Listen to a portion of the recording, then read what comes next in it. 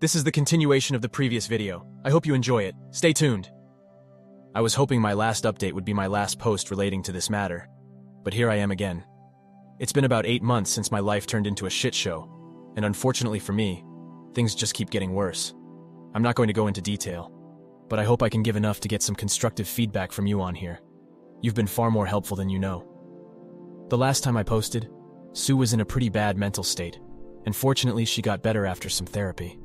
I felt really bad for her, but I knew I couldn't stay. I know a lot of people have made it through this kind of stuff, but I know myself. Had I stayed, I'd only be doing myself and her more harm than good. I'll never get over it, and will probably harbor some resentment even a couple of years from now. We agreed to divorce, but she wanted us to remain in contact even if it was just minimal. The divorce process was pretty smooth, and we got divorced about a month ago. I moved to the West Coast to start anew, and things were finally starting to look good for me. But then, I got a phone call about Sue again from her sister. And long story short, Sue suffered from a stroke. She is almost completely immobile on the left side of her body and can barely speak. I can't even put into words how freaking devastating that was to hear, let alone how crushed I felt when I went to visit her. She looked nothing like the person I knew, and she'd always cry when she saw me. One of the worst parts about all this is I can't help but feel like it's my fault this happened to her.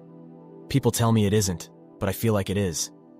Even though her closest family says it's not my fault, I can sense some hostility from them whenever I speak to them.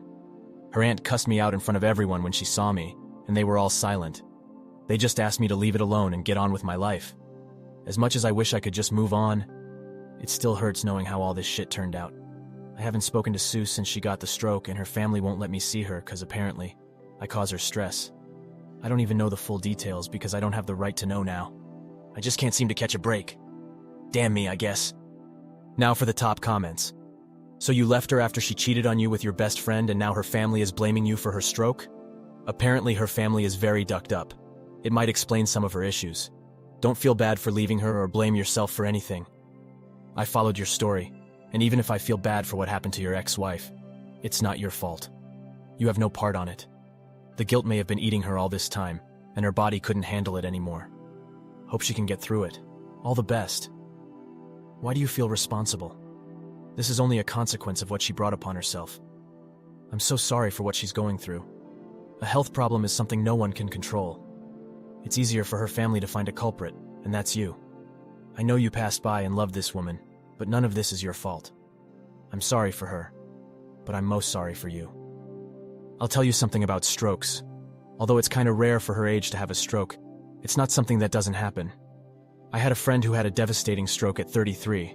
They figured the cause was her birth control at the time. She's since made a whole recovery. I myself, female, 38, am genetically programmed to probably die young from a stroke. It runs in my family. I guess what I'm trying to say is that this isn't your fault. Don't let other people pin this on you. It could have been a medication she was on, genetics, or anything else. Plus, she cheated on you. She brought this stress onto herself. I know you're tearing yourself apart over this, but please don't. Sometimes life happens in ugly ways and it makes no sense, and nobody is at fault. Her stroke is not your fault. It is likely a result of her overdose and not taking care of herself afterwards. I would put more blame on her family for not taking care of her better. Thank you all for taking the time to listen to today's story. Please like, share, and subscribe if you haven't already.